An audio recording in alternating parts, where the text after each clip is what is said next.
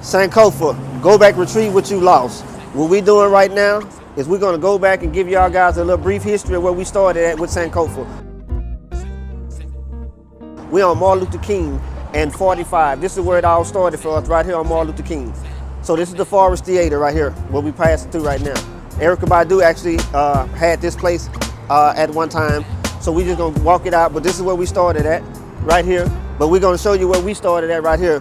We started right here on this block. The first business we had right now was Cultural Insights. We started out as a bookstore right here on Martin Luther King. Right next door to us was the world famous Elaine's Kitchen. Rest in peace, Miss Elaine. And from the bookstore, we would bring in the likes of people like Ishaka Musa Barashango for book signings. We would bring in Dr. Khalid Abdul Muhammad, Ashraf Kwesi. We had Dr. Laila Africa, Coach Alfred Powell. How y'all doing? I said we still seeing people seeing us on the corner right now. We've been gone 20 years and they still waving at us. So we right here on the block. So we started out with the bookstore. So like I said, these are some of the people that we had in. We had even a Queen of Four. We brought everybody right here to the South. Then people said that we wasn't gonna make it in the South with doing this type of deal, you know, with the culture and reading the books, and we brought the culture to the block. And then from the bookstore, we added on and we expanded, and we got another spot that we call Sankofa Arts Cafe. Sankofa Arts Cafe was the first, not the first black, but the first vegan restaurant in the sunny South, in South Dallas. We brought the first vegan and live juice bar right here to sunny South Dallas.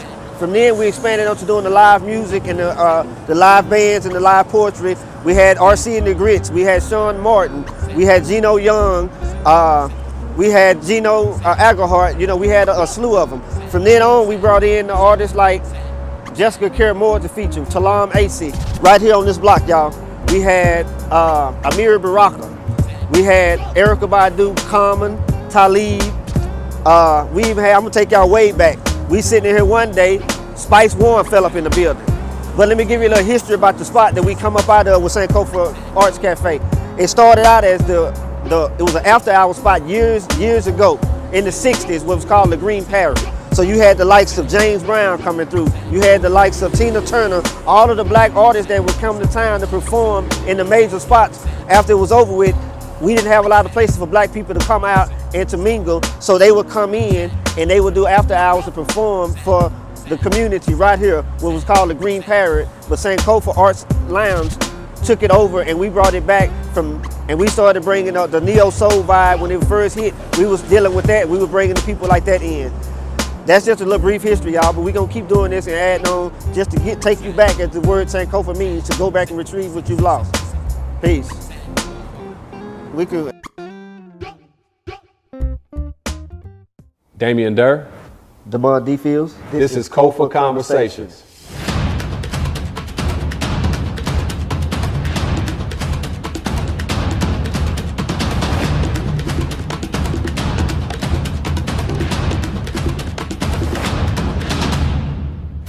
We are here with the owner, CEO, and visionary of Sankofa Kitchen, welcoming you as we are having what we hope to be a series of what we're calling Kofa Conversations, particularly in this month of February, as we know that this is the month, obviously, where more people are comfortable talking about Black history. But what we also know is that what's taking place in our country now is this attempt to control us having a real conversation about the past and us being able to talk about that past in a way that can help us move forward.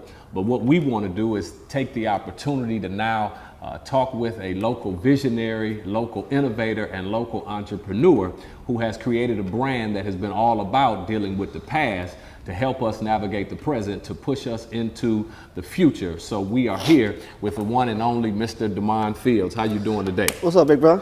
Good to see you, man. Appreciate what your brand represents, appreciate the ways in which you have been holding it down for over 2 decades in this community and continuing to feed the mind, the body, and the soul of people near and far.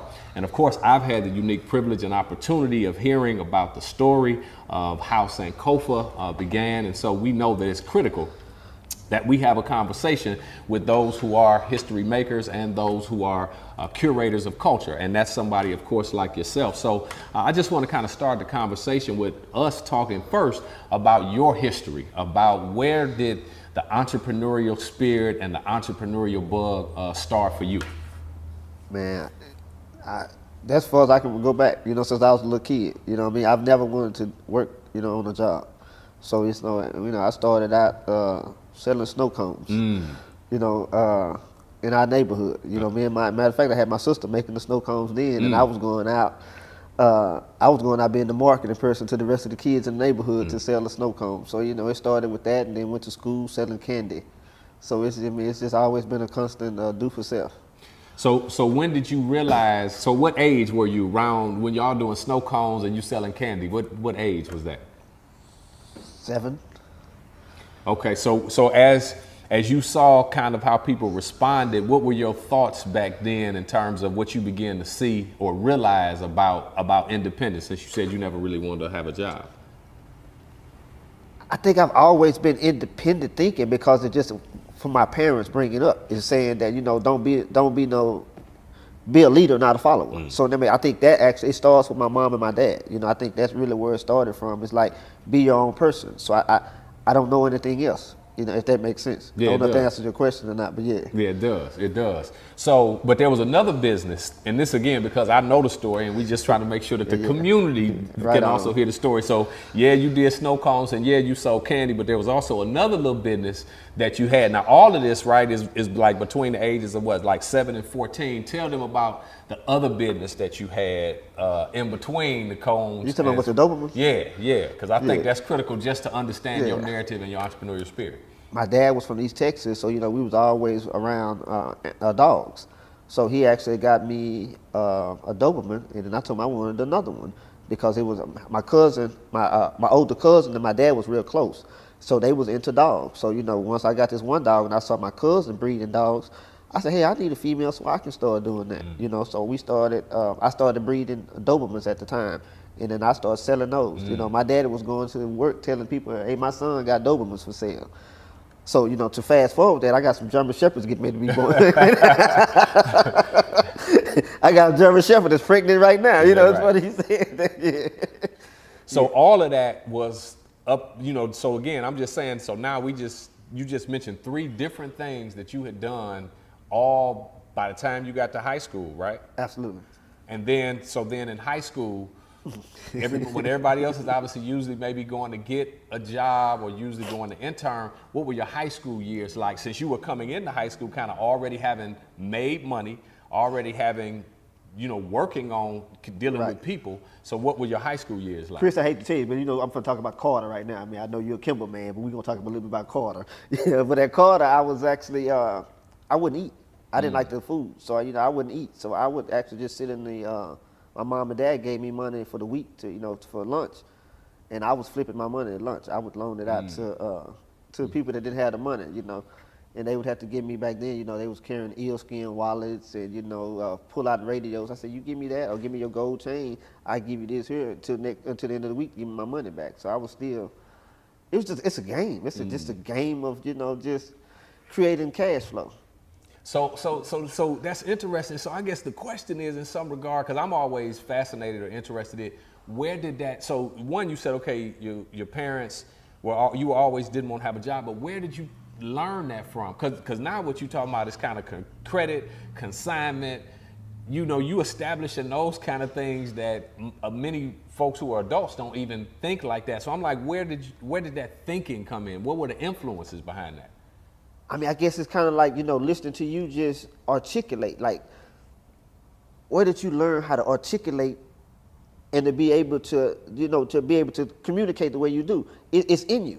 You know what I'm saying? It was no certain, I believe it's just a gift that we're born with. Every one of us has a purpose, and the key is how many of us actually tap into our purpose and ride with it. I don't know anything else. It's like, it's always been in me. It's like Chris, when we were just behind the scene, we were talking about, say, man, look at all this equipment and everything you have. Right. And then he know it, he know it. And you can tell this is his purpose. So I think it's just us just tapping into our purpose. Most of the time is that we don't want to follow our purpose too, because we get to chasing the dollars and don't understand it's when you living in your purpose, you just doing what you do.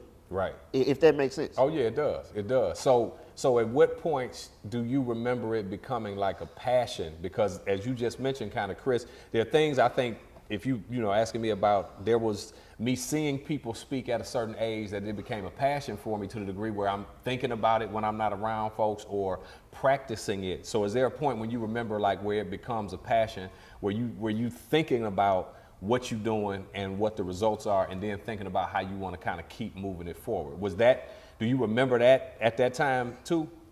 I believe it really started, it's funny you asked that because I think we're in the 50th year of hip hop right now. Yeah. And it really started with hip hop.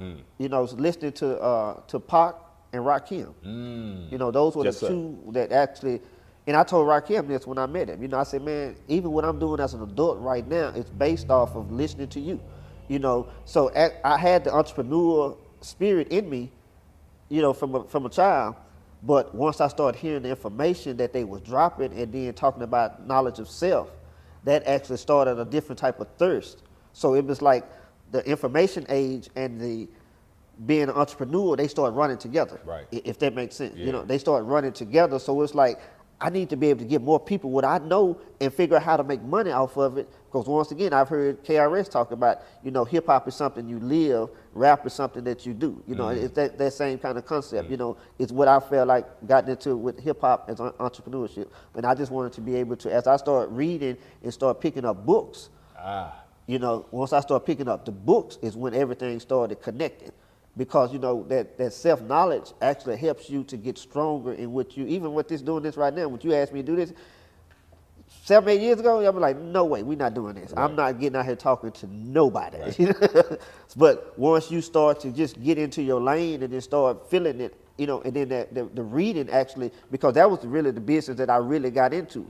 The first business that I really started pushing the hardest is once I started reading. I'm like, the people that I grew up with, we didn't know any of this information. So I'm like, I got to get this out. And it was a struggle. Because they say about, what they say about black folks and books. I saw that a lot.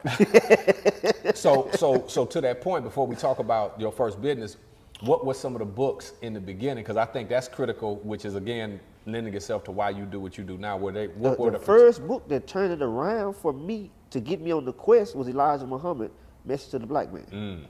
Yes. Read it 3 times. Yeah. Back to back. Because it was like, I've never heard nobody talk like this here. What is this about? Right. So then once it's that book there, and then I ran into, I was at Pan African with Bandelli, and he had an event going on. Well, go ahead and ask him a question. I don't want to go there right now. Yeah. Okay, well, I'm just saying, so all of that, obviously, as you deal with, and again, that's why I was saying we are living in a time where there is a legislative fight to control narratives, to control what's read and what's not read, right? Like they banning Ta-Nehisi Coates books in school because they don't want the conversations to happen, and they don't want, obviously, the kind of shackles on the mind, right? Because we always can talk about physical shackles, but you talking about what Elijah Muhammad's message to the black man did to liberate your consciousness, and I would assume liberate your imagination, but it seems as though too it liberated your belief system of what could be possible. Would that be kind of a fair assessment? Because you're saying knowledge of self. Absolutely. Did that liberate your belief system in terms of, because it doesn't seem like you live with limits or right. live with borders. It helped me to consider that to travel more into myself. A lot of times we've been in limit mode because of people around us, right. telling us don't do this here, and then being able to read this and to pick up, especially we talking about almost 30 years ago, when we talk about Message to the Black Man, this before the internet, anything, so it was like everybody thought that I was converted, to Islam, and it was just a journey, right. Because I went from that to studying the Black Panthers, because you got the 5% Nation with Rakim pushing on one end, and then Pac is dealing with the whole Panthers on one end. So it was like, I'm reading both of these, so it was like, I ain't know this about other people, what I'm saying? Right. Why they mad? That was the first thing, why they mad? Because I'm like, I grew up in a 2-parent home, and everybody in my neighborhood they had their mother and their father in it, so we thought we had made it, we thought we was living the American dream. if that make, if I don't know if that answered your question. Oh no, it does, because part of what you speaking to is also why they don't want, because I guess the other thing is there's a new documentary out about Mahmoud Abdul Rauf, and so he's talking about reading the autobiography of Malcolm X and what that began to do for him. Now I remember when I first read it, but that underscores, I guess, even further why they wouldn't want us to read that, because Mahmoud Abdul Rauf said, one, he was getting educated and fascinated, but then he was also infuriated because he said, how come I hadn't learned this, right? Because when I started reading the autobiography of Malcolm X, it made me question, well, why has this not been taught? Or the way Malcolm was talked about, right, was just always pitted against King and negative. One, because a lot of Christian folks would be condemning Islam, and then two, they would always make it seem as though Malcolm was about violence. So it's that whole notion of why they don't want us to learn that earlier, because you maybe also reflect an example of what happened. If you start reading that in the 5th grade, in the 6th grade, right, it makes you think differently and then ultimately act differently. Yeah. So with that being the case, in terms of what hip hop is giving you, then in terms of what that kind of consciousness is giving you, how did that then turn into what you did as a business? How did you keep moving with your business mind? I've always looked at doing what everybody else wasn't doing. So but when I got into this information, I saw that there was a lot of bookstores, especially that was catered to my generation. So this is why I never wanted to go, even when I knew the folks that was out there doing what they did on the street, I never wanted to go into that lane because everybody was doing that. I just never wanted to do, if you were selling, at that time, everybody had beeper shops, or everybody had a detail shop. I didn't want to do that. You know what I'm saying? Because everybody else was doing it. I wanted to do my own deal. So once I got into this information, I said, I'm going to try this because ain't nobody doing this. So it was really about me just being stubborn. You know what I'm saying? And that's the only reason I'm in business to this day. I tell people all the time, is because when you go into business, you have to be stubborn because you're not going to win off the top. It's going to be a struggle. And I think that's what's going on right now with a lot of what we seeing on the social media and everything. Everybody's talking about the $1 million business, but nobody's talking about the process to get to the $1 million, the $1 million. Because what's going on right now is that we always talk about the process. The process is really, they say trust the process. Right. So in order for you to trust the process, you got to identify what the process is. The first thing is, if you can't handle $10,000, if I give you $100,000, you're not going to be able to handle that as well. So how are you going to be able to get to a $1 million process and you've never been tested? Right. If that, I don't know if I'm rambling or not, but no, that makes sense. So I mean, that to answer your question, I feel like I was able to see my dad going to work every day.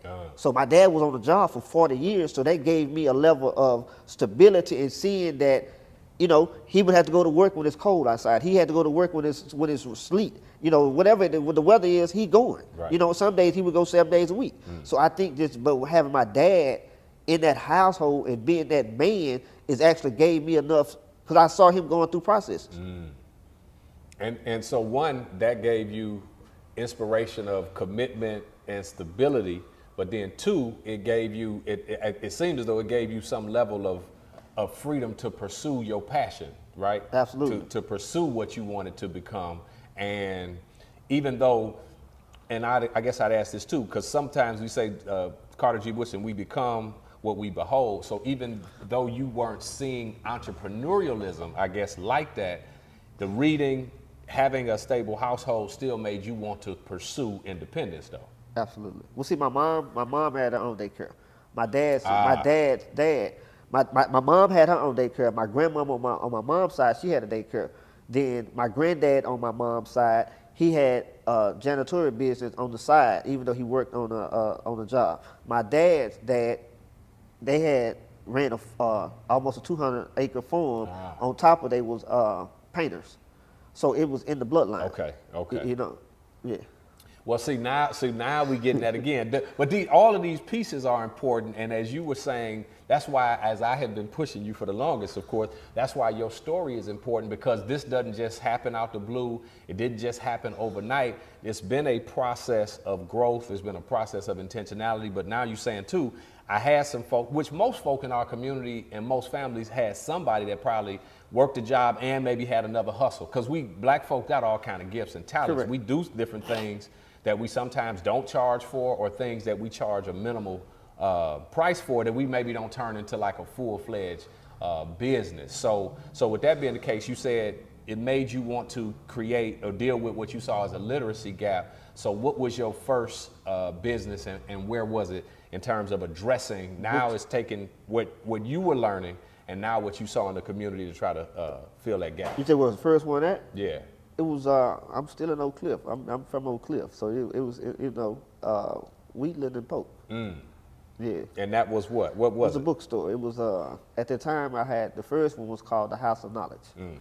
Then I changed it from House of Knowledge to African Proverbs. Then I went from, so each level of understanding that I got, I changed the name.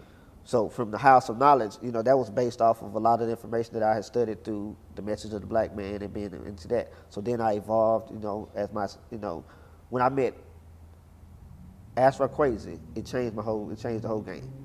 Now say something about where you, you got to speak to that then, right? Because that's critical. That's critical to where we are now. Where did you meet him, and why did he have such an impact?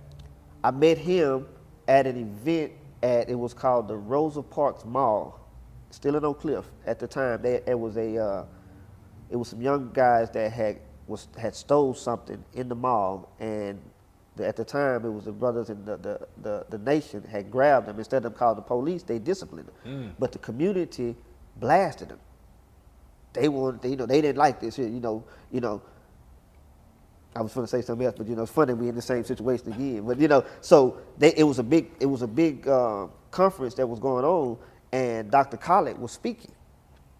He was doing the press conference. Dr. Khaled Muhammad was doing the press conference, and at the press conference, by him being the minister in L.A. Back in the day, they had brought him. He had came down because he was still in the nation at the time. So Asra Crazy was from L.A. and he had just moved here, so he had him to sit there with him, during the press conference, and then he let him speak a little bit, and then he got to talking about the history and the culture, and then talking about Africa, and I was like, whoa, who is this man here? And he got to talking about the trips that he takes to Africa, he and his wife, and then he had videotapes at the time. They was VHS, that's how long ago this was. So after it was over with, I said, man, I need to come get one of the VHS. So he gave me the address to his house. We stood on the porch for 45 minutes. He just dropping. He ain't even trying to sell, he just dropping information. From that point on, it was like I went into another thirst. It even helped me to start ordering more books and everything at that time. So, then that was probably 95, 94, and I've been talking to him probably twice a week, 3 times a week since 94, 95. Matter of fact, we just celebrated his father-in-law's 100th birthday yesterday. Wow. Here at Sankofa. Oh, is that right? Yeah. Yeah. So with that being the case, and obviously you ordering books, because you are, it sounds like what the books are doing for you, right? It's one, making you realize certain things that have been intentionally excluded. I was getting high off my own supply. Which that's a good, but the point is that's a good supply to get high off of. And so what you want to now do is like Master P. You wanted to supply ghetto dope, but you wanted to supply another ghetto D, right? That's right. And so how did people respond? So with that first bookstore, how was the response of the community? It was a struggle in the beginning. Okay. It was very much a struggle. But once I met Brother Crazy, he started turning me on to other scholars. So what happened was, first of all, let me back up. It was Bandelli and Brother Crazy both said you need to start bringing people in. Bandelli paid for the first person that I ever brought in was Dale Jones at the time. He was called the war correspondent. If anybody know anything about Dr. Khalid Muhammad, Dale Jones was 10 times stronger on white supremacy than Dr. Khalid. Okay. So we did that, and then Brother Quaser started telling me, you need to bring this person, you need to bring this person in. And then from that on, so I was able, what really helped me the most was being able to bring these people in and to sit down with master teachers to get me to understand what I had been reading. Because a lot of times as we start reading on something new, if we don't have someone to dialogue with, it not only confuses us, it makes us put it down because we feel like we're stupid or something like that. So being able to be, so two of the most relationships that I had that helped me the most And not only with the culture side of it, but even with business side of it. Because you were talking about, we still talking about Astro Crazy that still runs, he and his wife still run their business for 40 plus years. Then you had Laila Africa, that was another influential matter. He had not only health food stores, he was doing tours to the Gullah Island. So by he bring me with the information and even talking about the way that they died and everything else, he still was talking about business. And then in between all of them, I had Robert Petrie, which owned Skyline Rents, that was straight talking about the economic embargo in the black community and the understanding the cash flows and all this before it was popular to even be talking about cash flow. So it was really God sent to be able to meet these, especially these strong black men. And the only reason I was able to deal with these strong black men is because I had a strong black man in the home that I was able to identify with those that shoot straight, if that makes sense. Yeah. Yeah. So again, and that sounds like obviously to have a combination of those kinds of individuals, and though you also was soaking up, because you can be exposed to people, that doesn't mean that you really value and appreciate what that exposure means, and it doesn't mean that you're able to convert that, right? Because Quasi told you to do that, that don't mean you do it, right? Because you know, young fella, this is what you should do. But obviously your willingness to take his advice and to have those kind of journeymen and coaches, obviously because all that was happening like at the same time, it sounded like. Yes. So all that's happening, you got the bookstore, so it was difficult in the beginning, but as you did it start to change as you started to bring in these authors and people began to come out? So where did you then begin to see things begin to kind of? The lectures would actually, when we bring in lectures, it started out with 25 people, then it would go up to 30. I mean, we had got to a point where we had 700 people come out. So that actually was a marketing tool for the bookstore. It was a marketing tool, if that makes sense. So it actually helped to get us notarized on a level. We still talking before the internet. We talking about sitting down, the whole family, we sitting down, writing out your address, telephone number, going to the post office, putting stamps on these flyers and literally taking them to the post office. Calling people, hey y'all, we got Laila Africa today. Next week we got Barry Shango. You know, this is, so yeah. So it was that was our, so it was a process. Right.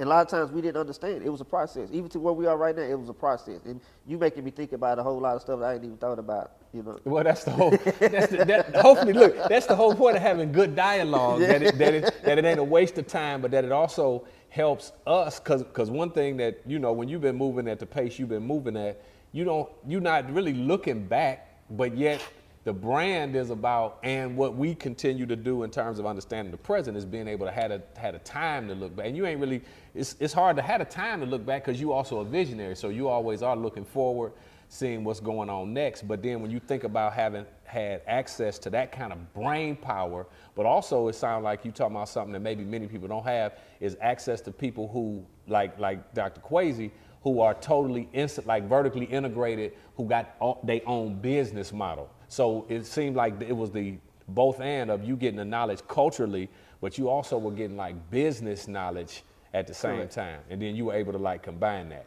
Yes. I mean, I think that none of us have it until we stick our head out of the hole as the rabbit. You know, once you stick your head out of the hole, then what you need is going to come to you. It's just about being receptive to it. Because a lot of times people came to me and my ego, at the time, I didn't want to hear it. You know what I'm saying? So a lot of times I didn't want to hear what you, if what I was on, and it's not a good thing.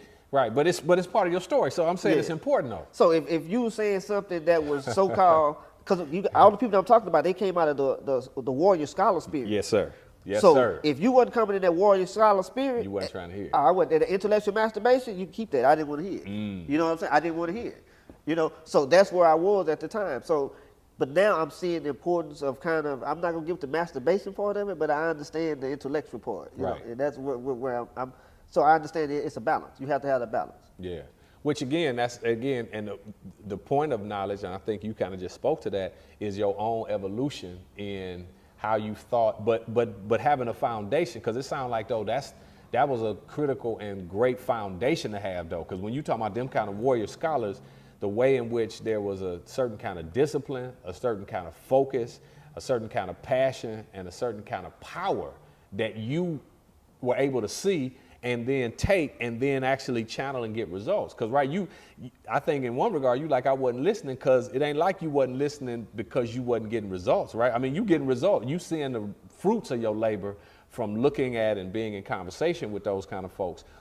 So what then began, as the lectures began to happen, as people began to show up, how did the business model move in terms of the bookstore, and then what's like the next step before we get to Sankofa in terms of after the bookstore, the lectures, you got people coming in from all over. What's the next chapter before we get to Sankofa?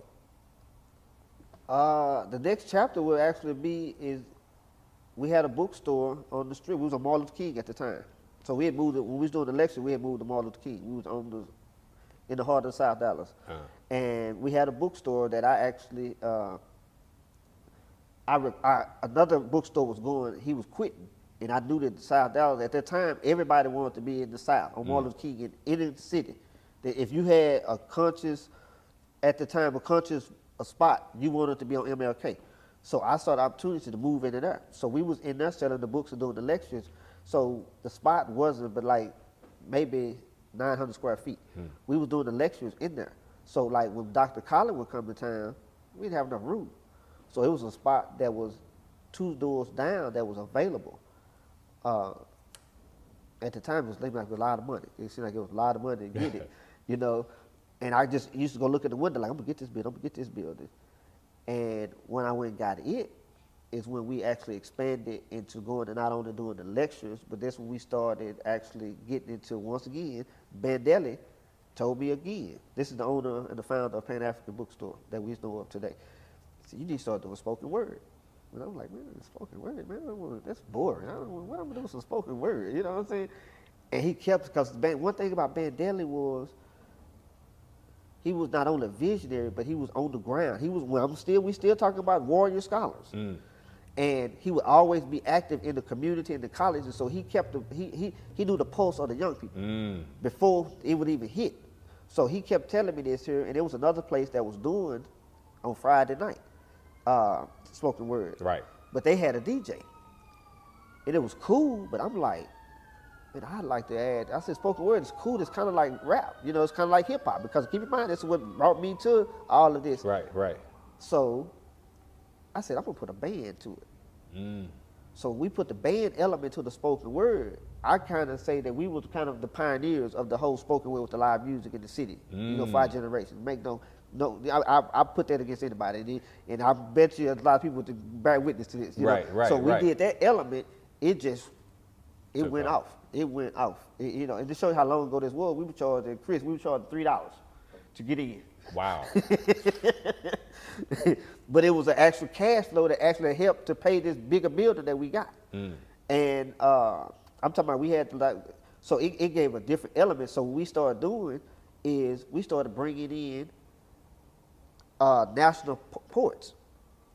So that element, so let me back up. So we had some of the best musicians in the city that was just playing in the churches, from R.C. Williams with the Grits. He was playing in there. Geno Young.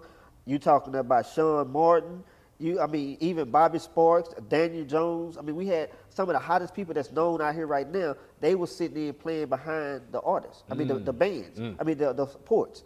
So when we got into it, we started bringing in people like the Last Ports. We started bringing in Jessica Care Moore, Amiri Baraka. You know, I mean, so we started, and then we had some of the hottest ports here that we even sent. We were one of the first venues to send ports to record for Def Jam. For real? Def Poetry Jam. Yeah. Def Poetry Jam contacted us to ask who would we suggest for that. Yeah. So that was during that time. So it was like we took that same information that we acquired from doing the lectures and the Grandmaster teachers to doing it with the spoken word. So that's kind of. Now see, as many times as we have talked, see, that's another piece of the story, right? That I never knew, but it continues to kind of, as you saying, and as I had different conversations about hip hop, But what you are even sharing in this conversation is, what if someone who has been impacted by the culture uses the culture as a tool, which is, it was initially established, right, in response to the lack of music education programs, Cross Bronx Expressway, impoverishment, government, and white supremacy, right? That's what hip hop was formed out of. And you seem to be somebody who took what the culture gave that enlightened your mind, but it also strengthened your grind a particular kind of way. And you translated that, because it's almost like you brought the East Coast down south a particular kind of way, right? Like, and now with this music scene, as far as Dallas musicians and then poets, so then you created, it seemed as though a cultural incubator in the city, right? Where there was an exchange where when people came to your events. And the venue that we had was back in the prior to this, in the 60s, was known for bringing in, it was called the Green Parrot. So it would bring in people like James Brown, Sam Cooke out. This was, it was known for after hour spot. Okay. So basically what it was is that energy of that, I mean, I'm a big advocate of energy. So by us grabbing this spot, then we get, you know, we create a relationship with Badu. So then Badu would come in, sit in with the band, but it was really her band. You know, so she was already used to it. She would drop in every once, then looked up, she done brought Common Sense too. You know, it's better known as Common now. Right, right. You know, then, you know, we looked up, we've had Floetry, we've had Mint Condition, we've had even Music Soul Child, Angie Stone, all of these people, Dre from Andre 3000, you know, we was able to Bilal, you know, we brought Bilal to the city before people knew it was Bilal. Yeah. And so you Lettucey, you know, yeah. All Robert those Glasper, you know. see, and look, you see how long that list is, right? You see how, as you, once you get to talking about it, you forget, right, how long that list is, and now these people are internationally known, winning Grammys as quickly as last night, as Glasper won some Grammys yesterday, right? But you were saying all those folks was coming through, and what was the name? Was it Sankofa? What was the name of it at that time? Sankofa Arts Cafe. Sankofa Arts Cafe at that time. And that was spoken word, live music, and food. We were the first black-owned vegan, vegetarian restaurant in South Dallas. We talking about in 90, maybe 95. 95, yeah. People used to tell me, man, you ain't gonna, man, you need to start selling some meat over here. You ain't gonna make it over here. We was doing juices in 95. Is that right? Yeah. Yeah. So everybody, but you know, they, So people catch, well, most visionaries, right? Because you're saying now with the whole sometimes, and you say visionary, I just say stubborn. Well, it's it can be both, right? It can be both, right? Because you got to, that you had to have a vision to be stubborn about, I think, right? Correct. Because you stubborn about a vision. You ain't stubborn moving aimlessly out here, right? Right on. You stubborn about a vision. So that's one of the things that I've always said that I appreciated about you, and I've always been privileged in my life to have my life intersect with people who are real visionaries. Because sometimes people can parrot a vision, but you've been able to execute on a vision. And now what you just shared with me, right, is some more significant Dallas history, right, about you being a trailblazer as being the first vegan restaurant, right, in South Dallas. And then now seeing where people are starting to take their health more seriously, now people catching up. And usually that's what prophets and visionaries, that people don't catch up till 10, 15 years later. So Sankofa Arts Cafe, so that then I guess turns into where we are, where you move, continuing to South Dallas to where you get to Sankofa Kitchen. No. Right? Or what's, see, it was another one. Was there something else in between that? We went from South Dallas, we went from Sankofa Arts Cafe to Sankofa Cafe. Just Sankofa Cafe was in Deep Ellum. So we was in Deep Ellum on Commerce we was on there for about, I guess, about 8 years when there was no black businesses down there. Is that right? Yeah, I mean, here go the part about understanding the process and being able to understand timing. Right. A lot of times we move too fast because we was in Deep Ellum at the time when Deep Ellum wasn't where everybody see it as now. Right. You know, because we had, you know, white bars calling TABC, as well as had tow trucks and the police coming and harassing us, telling them that we had underage people and we were selling all kind of other things in there because we had so many professional black people coming in, and we was getting business, and they wasn't getting any business. So what they were doing was calling. They called in line, and the only reason I knew it, TABC called me and said, "Man, we've been investigating you for the last 3 weeks, and because someone complained and said that you were selling to underage minors." Yes. Yeah. So he said, "We just let you know we stopping this investigation, and because we've been in there for the last couple of weeks, and we see that everybody in there is well over the age of this, and you have a very professional clientele." This is what TABC called me, and the only reason so that was one reason I found out, and then at the time it was one of the wholesale places was in Deep Ellum, and I was cool with one of the guys that actually did that worked there. And he told me, one day, so everybody, all the bar owners are in there talking, and one of the white guys in there started joking with me. "Man, you the only one making money," jokingly, but I found out it was really condescending. So I laughed with him, joked with him. So the guy that was working at the liquor wholesaler said, "You talk to him a lot, y'all seem like y'all cool," because it's funny because he's one that he told me that he calls the police every week on y'all.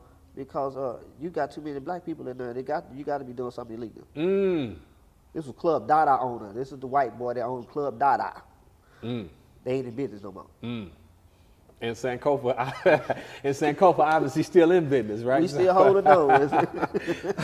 Well, I think again that continues to speak to the staying power of the brand and adding value to people. Because again, what I have always said, and we'll wrap up here in a moment, what I've always said is Sankofa, which now it continues to kind of bear witness, Sankofa is a place that you come one way and you leave better than you came, because Sankofa is feeding, in my opinion, the mind, the body, and the soul. And so what you've even shared here today is obviously, and then having to navigate that kind of racist practices and people, right, who could not see you beyond being somebody who got to be doing something illegal, right? As if all the stuff that we've done as those who were the most skilled labor force in America when we were enslaved, who then went on to obviously do what we did, which this month, is supposed to help people more thoroughly understand that. You represent that, but still have had to deal with folks who couldn't see you and your clientele outside of that white gaze. So you move from that. So how long? So you stay over there for about 8 years, and then where does the transition happen where you move to Camp Wisdom to bring Sankofa? So it's still another step in between, right? I'm just saying, see, all that's a part of the story. Then we went from Sankofa, because I got tired of playing the games, because I'm gonna answer your question, but then it got to the point where they was calling so much. Now, I had my own designated parking at the time that I worked out with the landlord in Deep Ellum, but they were still calling every weekend and getting cars towed. So, like, I had worked a deal with the landlord. He gave me my own personal parking lot that I paid a little extra for. So what happened was that, white supremacy works well. And one particular night that I just got fed up with it was, so I was standing outside telling the customers where to park at. I tell them where to park at. It was about 10 people that I told where to park at. These white supremacy owners called tow trucks, and they towed 15 cars that night. Now this is where I told these people where to park at. So I had to take the money that I made and pay for them to get their cars out. Because I just told them, and right. So that one night there, it hit me for about $1,500 to $2,000 just on one night. And I was like, man, I can't keep doing this here. I can't. So then and then at the time, this was the time my dad had got sick with lung cancer. So I wasn't, I'm on some radical stuff now. I'm calling up the brothers from the hood. Say, man, y'all come on down here, because the next time they come out with these tow trucks, it's gonna be a real problem, right? Yeah, it's some repercussions. So my mom, like, I can't have you doing this, So I got to talk to some other people. So then we moved to Addison. So it was Sankofa of Addison. It was cool in Addison, but it wasn't the vibe. You know what I'm saying? If that makes sense. I ain't gonna go into details on those type of people out there. Right. Yeah, at that time anyway. So then we actually told my dad, so that's my dad that made the transition, and I wasn't focused at all anyway during that time. So we actually, white supremacy actually got into that, and we lost that out there dealing with somebody that tried to buy us out some white people that was trying to buy us out at the time, but they was throwing crumbs at us. And what they did, come to find out that they was a little gangsters, more gangsters than I realized were. So what they did, they went and cut a deal with the people that owned the whole shopping center, locked us out. I lost everything in Addison. Yeah. And how long? And so, how long did that process last? The lockout? Yeah. Well, I'm gonna tell you what I had at the time. I had a little money that I thought I had, so I'm going back and forth with the lawyers and everything else. So I remember reading once again the order of the deal by this president. You know, that's not right. But, and I remember reading the order of the deal years ago. He said he talked about contracts are only good for those that have enough money to fight it in court. And it just, a light bulb just went off my head. So because I'm not getting my stuff out, I'm steady paying the lawyer. So I'm like, the lawyer the only one winning right now. And I looked up, I'd already spent about 15 grand on the lawyer. So I said, I better cut my losses and try to get out. But I'd already spent all my money by that time, but it was still, once again, it's a process, a learning experience. Right. So to answer your question, we drug it out. We was in Addison probably 5 years. We fought it for probably about 4 months. But I wasn't focused because I had already lost my dad. Right, So, you know, right. the transition of losing my dad and then dealing with this here, I wasn't really focused. So I just let it go.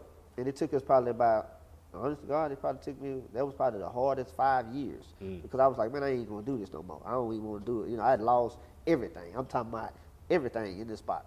And I was like, man, where in the world I'm gonna be in? Because it was a process to get all this. Right, right. So, yeah.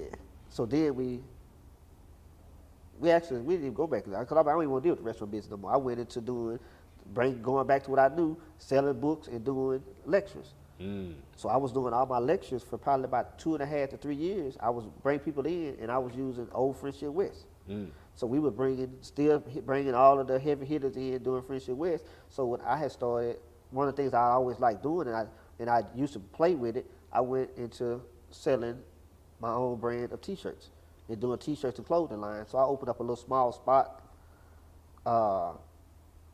in Duncanville that I was producing T-shirts and everything. So what we would do Black Power brunch at the T-shirt place. And we was bringing people in, and the one I told you about, we did 700 people at. We did it at Friendship West, the old Friendship West on Keast, and we brought in Professor James Smalls, Professor Griff, Baruti, and David Banner. And at this event is where they took the pictures of the guy that did all of the killings and everything else at with the Dallas police.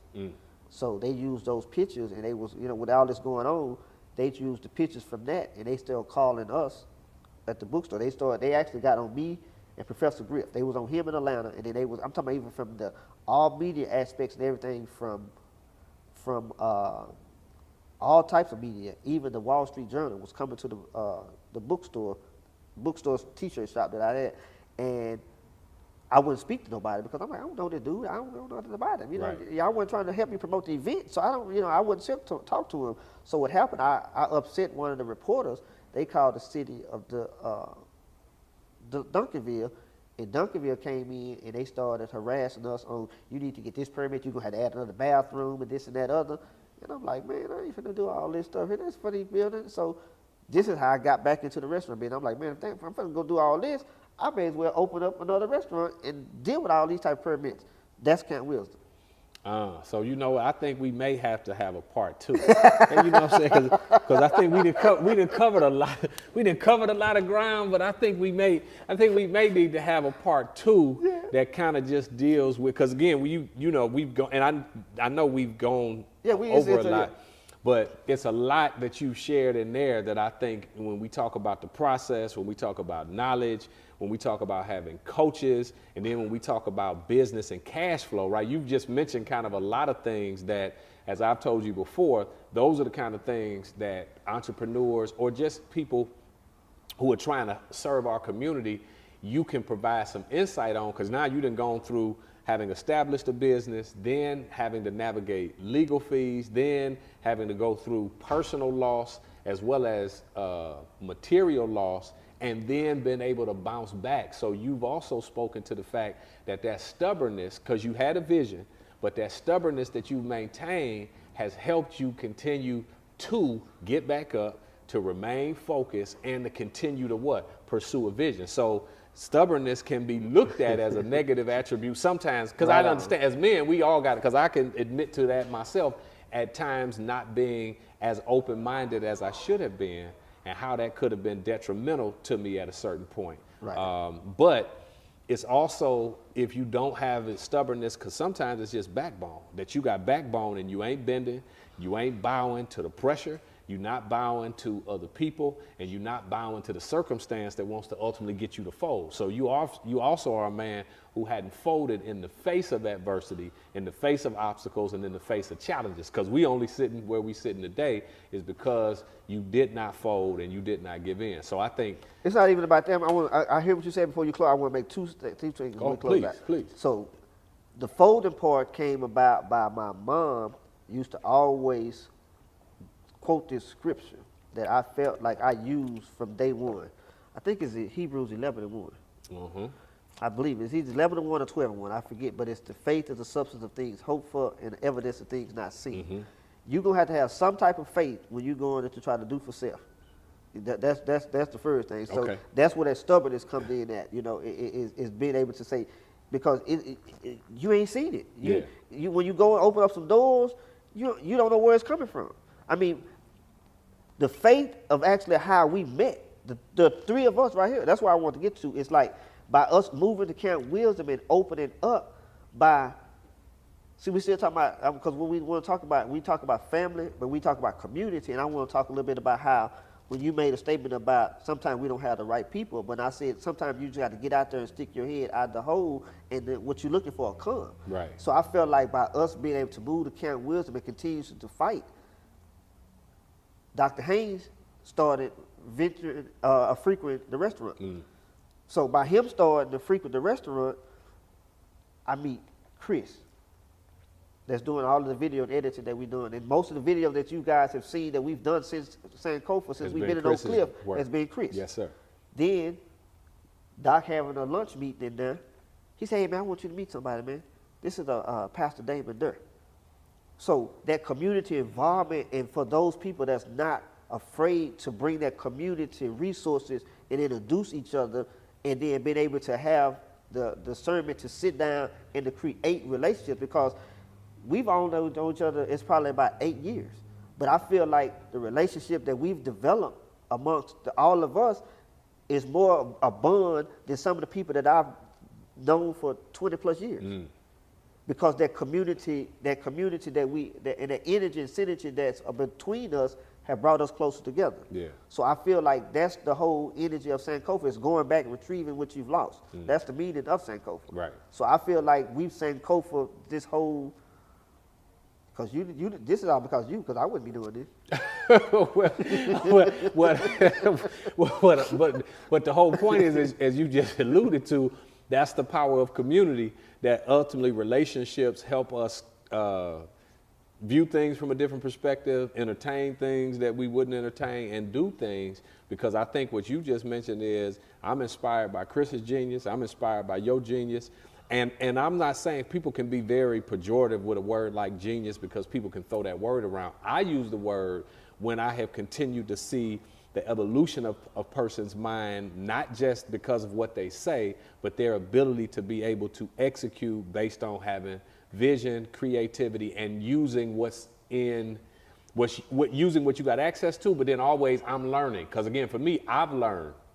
Because see, again, you talk about the community piece, because it's got something to do with us being able to learn from each other, correct, being able to grow and being able to share. And so I think that there's much more to even share, for in as much as you wouldn't do it, I think hopefully you can see the value in it, and hopefully as we share this content, it will help other people gain a better perspective of who you are, but also who the brand is. Because it's, again, bigger than one person, but it's also about what does it mean to be a certain kind of entrepreneur? You got various kinds of entrepreneurs. Correct. But what does it mean to be a certain kind of entrepreneur? What does it mean to be in community? And what does it mean to obviously do something that's going to make a difference that can outlive you, in a sense, right? And I think that's when we have conversations about legacy, when we have conversations about growth and development and what we know our community needs, your space that you've created, it not only is obviously a place where people can eat, not only where people can get sea moss and soaps and incense, but it's also a place where the meeting of the minds can happen, where people can engage in sharing information, which means they can leave, you know, better than they came as a result of what you do. So I'm glad that you were willing Appreciate you, and man. open to sit down and have a conversation. And hopefully this will not be, this is hopefully what we want to be, is the beginning of conversations in this space that not only are about, as we've already talked about, having more conversations with the Sankofa family, right? We're talking about doing that as well, but wanting to hear first from the stubborn visionary who was willing to pursue and be resilient and create something that makes all of us better. For sure. I appreciate it, man. Oh, no, thank you. Yeah, thank I appreciate you, Chris, and you too. Yeah, appreciate it. Well, look, that's a wrap for Kofa Conversations Part 1. We hope that this is the beginning of what we look forward to being an opportunity for us to strengthen our mind, which will ultimately feed our grind, which will ultimately allow us to appreciate each other as we shine. Thank you for joining us. Can I say one more thing? In the words of John Henry Clark, images shape your reality. What you see reflects how you act dictates how you feel. That's Amr Rashidi. That's a wrap.